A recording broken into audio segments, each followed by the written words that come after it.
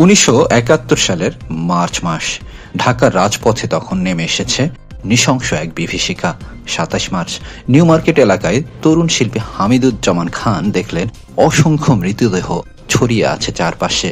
পাকিস্তানি সেনাবাহিনী তাকে আটক করেছিল, পরে তিনি ছাড়া পান। কিন্তু ওই দিনকার অভিজ্ঞতা, যুদ্ধের নৃশংসতা ও মানুষের সীমাহীন দুর্দশা চিরতরে বদলে দিল তার শিল্পী সত্তাকে।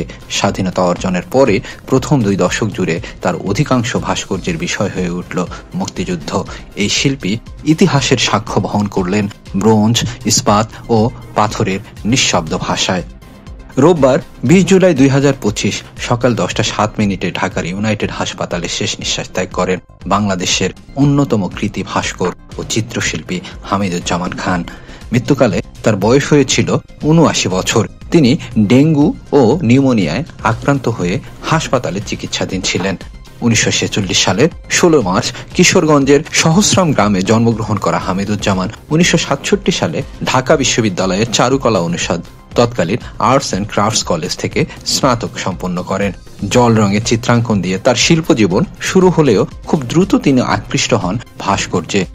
1970 সালে তিনি ঢাকা বিশ্ববিদ্যালয়ের চারুকলার ভাস্কর্য বিভাগে শিক্ষক হিসেবে যোগ দেন এবং আজীবন থেকে যান এই মাধ্যমে।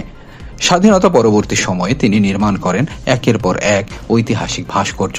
গাজীপুরে জাগ্রত চৌরঙ্গী, ব্রাহ্মণবাড়িয়ার আশুগঞ্জে জাগ্রত বাংলা, জাহাঙ্গীরনগর বিশ্ববিদ্যালয়ের সংসপ্তক, ঢাকা সেনানিবাসে বিজয় কেতন, মতিঝিলে ইউনিটি, কৃষিবিদ ইনস্টিটিউটে ফ্রিডম, উন্মুক্ত বিশ্ববিদ্যালয়ে স্বাধীনতা চিরন্তন, আগারগাঁওয়ে মৃত্যুঞ্জয়ী, মাদারীপুরে এবারের সংগ্রাম, মুক্তির সংগ্রাম। এগুলো শুধু ভাস্কর্য নয়, ইতিহাসের স্ফটিক নিদর্শন, এক জাতির সংগ্রাম আর আত্মত্যাগের কাব্যরূপ। সেই একই শিল্পী যিনি পাথর ও ইস্পাতে বন্দী করেছিলেন এক জাতির রক্তাক্ত ইতিহাস, তিনি 80-র দশকে ফিরে তাকান পাখির দিকে, একটি নীরব কোমল আশ্রয়ের প্রতীকে। সেই থেকেই তার শিল্পে আসে রূপান্তর, বিমূর্ততায় ধরা দেয় উড়াল, শান্তির প্রত্যাশা। পাখি হয়ে ওঠে তার দ্বিতীয় ভাষ্য, স্বপ্ন আর স্বাধীনতার স্বজনহারা শূন্যতার মধ্যেও জীবনের। বঙ্গভবনে পাখি পরিবার, গুলশানে ইউনাইটেড ভবনের পাখির উড়ান আর ঢাকা বিশ্ববিদ্যালয়ের টিএসসির শান্তির পাখি ভাস্কর্যের মাধ্যমে তিনি প্রকৃতি ও স্বপ্নের সংলাপ রচনা করেন। আন্তর্জাতিকভাবেও হামিদুজ্জামান খান তার সৃজনশীলতার ছাপ রেখেছেন। দক্ষিণ কোরিয়ার পুও ভাস্কর্য পার্ক, সিওল অলিম্পিক উদ্যানে স্টেপস, নিউ ইয়র্ক স্কাল্পচার সেন্টারে প্রশিক্ষণ গ্রহণ, সব মিলিয়ে তার কাজ পেয়েছে বৈশ্বিক সম্মান। চারুকলা অনুষদের অধ্যাপক হিসেবে তিনি প্রজন্মর পর প্রজন্মকে শিল্প চর্চায় উদ্বুদ্ধ করেছেন। তার একক প্রদর্শনের সংখ্যা 47টির বেশি আর নির্মিত ভাস্কর্য প্রায় 200। বাংলাদেশ সরকার 2006 সালে তাকে 21 পদকে ভূষিত করেন।